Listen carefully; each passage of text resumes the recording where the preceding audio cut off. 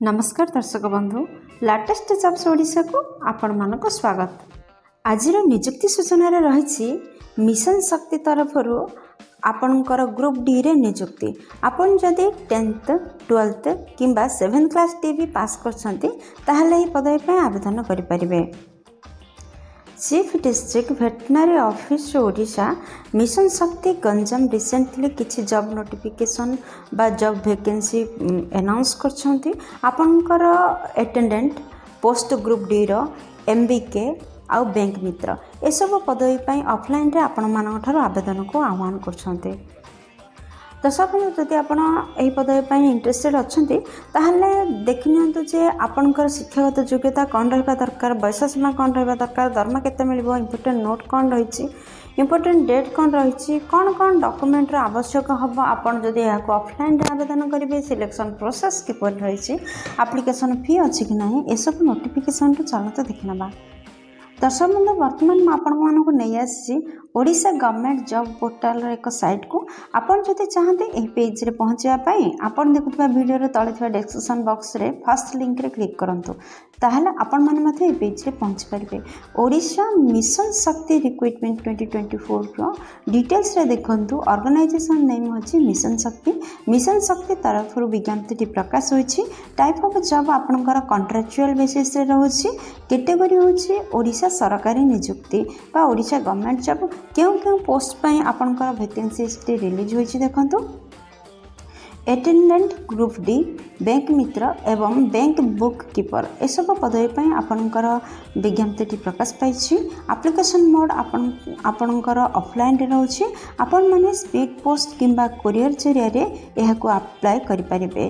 Place of posting Odisha रे ही रहइबो। Last date शीघ्र update करा जिवो। दर्शक बंधु आपण माने जदि पुरुष किंबा महिला हिथांती ताहाले मध्ये आपण माने ही पदवी पे आवेदन करि परिबे। दर्शक बंधु ए पुस्तक देखंतु जे ओडिशा मिशन शक्ति रिक्रूटमेंट 2024 एलिजिबिलिटी क्राइटेरिया। प्रथम देखि नियंत शिक्षागत योग्यता कोन रहबा दरकार। दर्शक बंधु आपण जदि ग्रुप डी रो अटेंडेंट पदवी पई आवेदन करबा को चाहछंती 7th क्लास डी पास करथिले बा 7th श्रेणी पास करथिले ई पदवी पई आवेदन करि परिबे। जदि आपण माने बैंक मित्र पई आवेदन करबा को चाहछंती ताहाले 10th श्रेणी पास करथिबा आवश्यक। जदि आपण माने बुक कीपर पदवी पई आवेदन करबा को चाहछंती ताहले +2 टी करथिले बा 12th क्लास पास करथिले आपण माने ए पदवी पई आवेदन करि परिबे। एहा सहित आपण माने एनपीसीबीबी रो सर्टिफिकेट बा एक्सपीरियंस रखिथिबा आवश्यक। दर्शक बंधु ये पुस्तक देखंतु जे आपनकर बयस सीमा कोन रहबा दरकार। नोटिफिकेशन अनुसार जदि आपण माने ई पदवी पे आवेदन करछंती ताहले आपनकर सर्वनिम्न बयस 18 वर्ष एवं सर्वाधिक बयस 55 वर्ष रहबा आवश्यक। यह व्यतीत एज रिलैक्सेशन रहिछि गवर्नमेंट रूल अनुसार। जदि आपण माने ओबीसी स्टूडेंट अच्छे ताहले 3 वर्षर एज रिलैक्सेशन रहइबो। जदि आपण एसटी एससी पीडब्ल्यूडी किंबा एक्स सर्विसमैन अटंती ताहले 5 वर्ष एज रिलैक्सेशन रहइबो। दर्शक बंधु आपण सैलरी जानवा को हेले पीडीएफ चेक करंतु। के पोस्ट पई केतिकी परिमाण रे सैलरी आपण माने जानि परिबे। सिलेक्शन प्रोसेस रे आपण जानि रखंतु। एहा इंटरव्यू माध्यम रे आपनकर सिलेक्शन रहइबो। एथि पई किछि भी एग्जाम रहइबो नाही। आपण माने केवल गोटी साक्षात्कार देबे एवं डॉक्यूमेंट वेरिफिकेशन रहइबो तापर आपनकर सिलेक्शन होई जिवो।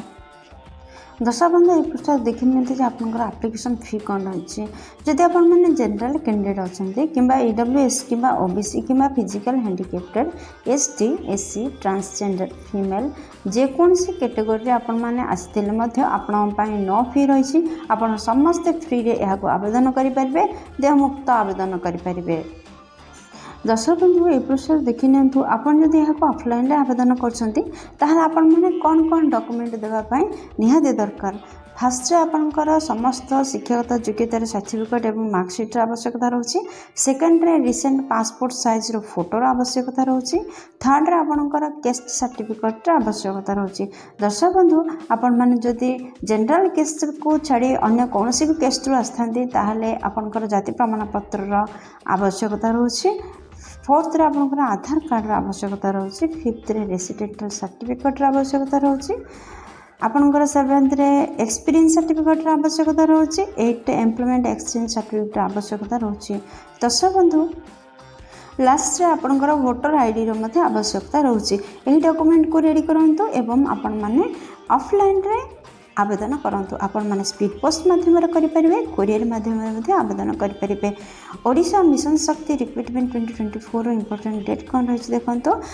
अप्लाई डेट स्टार्ट हेबा एवं अप्लाई रो लास्ट डेट ए सब प्रकाश पाइनि, केवल नोटिफिकेशन टे आसी जथे शीघ्र प्रकाश पाइबो। ओडिशा मिशन शक्ति रिक्रुटमेंट रो इंपोर्टेंट डेट कौन नोट कौन रही देखो। दर्शक बंधु आपण मैंने जदि आपंकर आप्लिकेसन को फिलअप जिते कर भल भाव केयरफुली फिलअप करेंगे, जबकि किसी भी डिले न रखते, किसी भी स्पेस न छाड़ती बा भूल इनफॉरमेशन जपरी न दिखती एवं लास्ट डेट बिफोर अथॉरिटी पाखे आपणकर दरखास्त पहुँची जावा उचित। यह जदि न करती ताहले आपणकर दरखास्त को अथॉरिटी मान द्वारा रिजेक्ट कर संभावना अच्छी। एप्रति टिके दृष्टि दिंतु। ओडिशा मिशन शक्ति रिक्रुटमेंट 2024 को आपण मैंने ऑफलाइन रे किपरि आवेदन करेंगे देखो। दर्शक बंधु आपण मैंने जब इंटरेस्टेड अच्छा ताहले आपण मैंने गूगल को जातु एवं यार ऑफिशियल वेबसाइट रे लिंक रे क्लिक करंतु एवं यार नोटिफिकेशन पाखरे पहुँचतु। आपण मैंने अप्लाई करने पूर्व नोटिफिकेशन को भल भाव पढ़तु। दर्शक बंधु आपण मानक कही रखिए जे आपण देखुवा वीडियो तले डिस्क्रिप्शन बॉक्स रे एही जॉब रिलेटेड समस्त लिंक उपलब्ध रही। आपण जदि सेठर चाहिए सेठर आपण मैंने नोटिफिकेशन रे पहुँची पारे एवं अप्लाई करें। दर्शक बंधु आशा कर वीडियोटी आपणकर बहुत काम लगे। जदि किसी भी उपकार कर वीडियोटी को लाइक कर दिंतु। जदि भल लगी वीडियोटी को गोटे लाइक कर दिंतु। आउ सांग मान सहित यथेष परिमाण में शेयर करूँ। जदि चैनल रे नुआ अच्छा चैनल टी सब्सक्राइब करूँ, जहाद्वारा प्रतिदिन प्रकाश पाउथवा नुआ नुआ सरकारी नियुक्ति विषय आपण मैंने प्रथम खबर पाइपर। दर्शक बंधु वीडियोटी को एपर्यंत देखिबार आपको अशेष धन्यवाद।